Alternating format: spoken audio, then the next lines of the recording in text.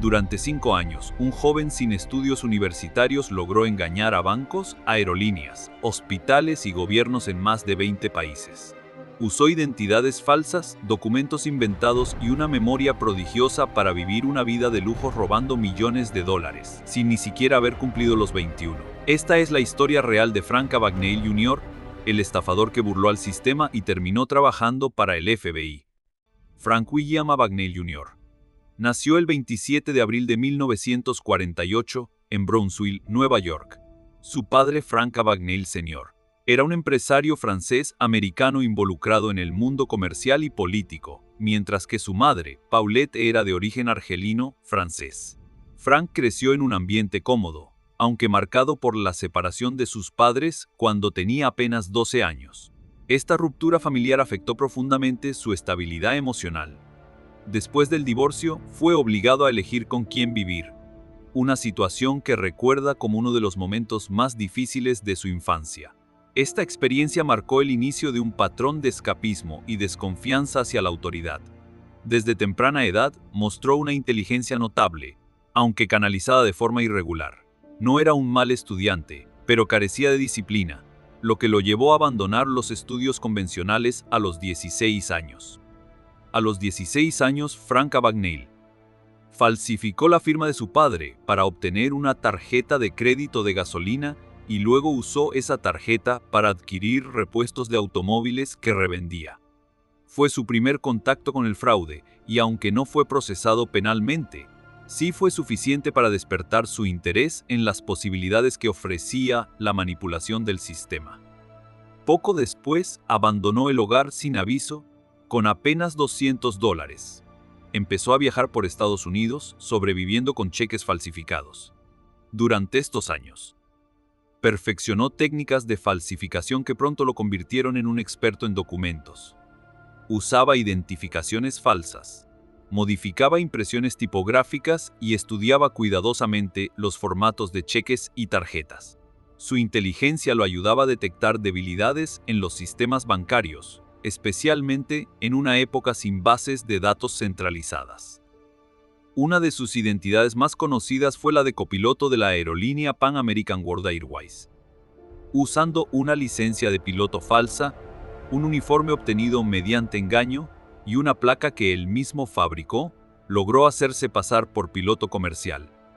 Alegó que era parte del programa del Viajes Muertos, lo cual le permitió volar gratuitamente en más de 250 vuelos nacionales e internacionales sin haber recibido entrenamiento formal. Durante este periodo visitó más de 26 países. No pilotaba aviones, pero se ganaba la confianza del personal por su comportamiento convincente y sus conocimientos técnicos superficiales, adquiridos en manuales de vuelo que había estudiado por su cuenta. Esta etapa le permitió además acceder a hoteles de lujo y viáticos pagados, aprovechando al máximo su nueva identidad. Después de su etapa como piloto, Frank se trasladó a Georgia, donde se hizo pasar por pediatra en un hospital local. Utilizó el nombre Frank Williams y afirmó haber recibido su formación médica en Harvard. Increíblemente, fue aceptado como supervisor de internos en el hospital local, ya que su cargo no implicaba realizar procedimientos quirúrgicos. Aunque logró evitar situaciones médicamente complejas, estuvo cerca de cometer errores graves, como en un caso en el que un niño llegó con una pierna rota. Su falta de preparación se volvió evidente para algunos colegas, pero el tiempo que pasó en ese puesto demostró nuevamente su habilidad para adaptarse, improvisar y mantener una imagen profesional creíble bajo presión. Posteriormente, Frank Abagnale decidió asumir una nueva identidad, esta vez como abogado. Falsificó un diploma de la Universidad de Harvard y se presentó para un empleo en la oficina del fiscal general del estado de Luisiana. Fue contratado tras pasar una entrevista en la que, gracias a su carisma, logró evadir preguntas técnicas. En este caso, tuvo que enfrentarse al examen estatal de abogacía. Lo presentó 3 veces antes de aprobarlo, según él mismo afirmó. Durante este tiempo, trabajó durante 8 meses en la oficina sin que nadie sospechara de su falta de experiencia legal real. Eventualmente, Renunció voluntariamente para evitar ser descubierto, temiendo que su mentira fuera insostenible a largo plazo. Este episodio evidenció que su capacidad de estudio le permitía aprender lo suficiente para pasar por profesional. Una de las herramientas principales de Frank fue la falsificación de cheques. Durante 5 años, emitió cheques falsos por un valor estimado de $2.5 millones en 26 países. Usaba una técnica en la que alteraba cheques bancarios y documentos con precisión. También creaba cuentas bancarias falsas. Depositaba cheques sin fondos y retiraba el dinero antes de que fueran procesados. En algunos casos, utilizó formularios bancarios auténticos que robaba de las sucursales y luego modificaba.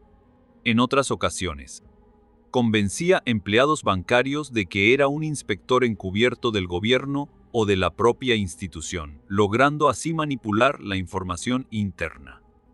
Esta capacidad para observar, estudiar sistemas y detectar puntos débiles fue clave para mantener su operación activa durante tanto tiempo sin ser detenido. La actividad de Frank pronto llamó la atención del FBI, especialmente por la dimensión internacional de sus delitos. El agente Joseph Sea, del FBI, fue asignado a su caso y se convirtió en su principal perseguidor durante años. A medida que el número de víctimas crecía, las autoridades de diferentes países también comenzaron a investigarlo. Francia, Reino Unido, Suecia y otros gobiernos emitieron órdenes de arresto. Su habilidad para cambiar de identidad rápidamente dificultó la labor de las agencias. Frank era meticuloso y evitaba patrones que pudieran delatarlo.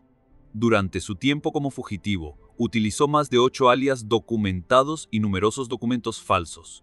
Sin embargo, varios bancos comenzaron a compartir información entre ellos. Frank Abagnale fue finalmente capturado en Montpellier, Francia, en 1969. Fue identificado por una azafata de Pan Am, con la que había tenido una relación previa.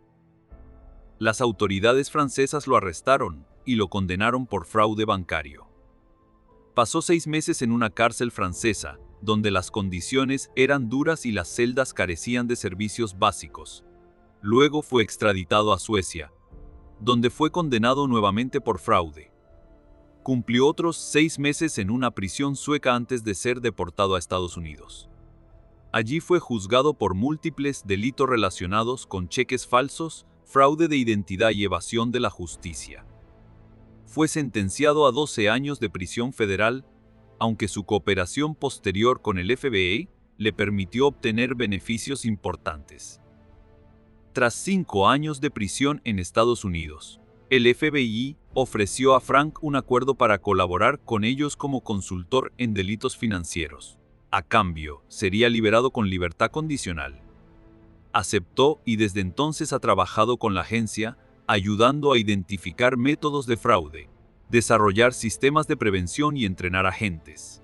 Fundó su propia empresa, Abagnale & Associates, especializada en consultoría antifraude para bancos y grandes corporaciones. Su experiencia práctica le dio una perspectiva única, lo que hizo que su colaboración fuera muy valorada. Su vida profesional cambió radicalmente, y durante décadas ha mantenido un perfil público como experto en seguridad, incluso brindando conferencias a nivel internacional sobre prevención del fraude financiero. La historia de Frank Abagnale fue popularizada por la película Catch Me If You Can del año 2002, dirigida por Steven Spielberg y protagonizada por Leonardo DiCaprio. Basada en su autobiografía del mismo nombre, la película refleja los aspectos más llamativos de su vida como estafador. Aunque algunas escenas fueron dramatizadas, los elementos principales están basados en hechos reales. En entrevistas posteriores, Abagnale ha afirmado sentirse avergonzado por su pasado, pero también agradecido por la oportunidad de redimirse. Actualmente vive con su esposa Kay y sus 3 hijos en Tulsa, Oklahoma. Ha mantenido una vida privada estable y continúa trabajando en la prevención del fraude. Su historia es utilizada en universidades y escuelas de negocios como un ejemplo de cómo el ingenio puede ser utilizado para el bien o el mal, dependiendo de las decisiones que se tomen. Si te ha interesado esta historia sobre el mayor estafador de los años 60, no te puedes perder la historia de uno de los mejores raperos de los 90, que creó un imperio musical invaluable, pero que arruinó su vida y la de cientos de personas con abusos, manipulaciones y un sinnúmero de delitos. Actualmente está siendo juzgado por tráfico de personas, maltrato físico hacia su pareja y muchos más testigos, todo con corrupción y sobornos. En ese video no solo conocerás su historia, sino el lado oscuro de Hollywood.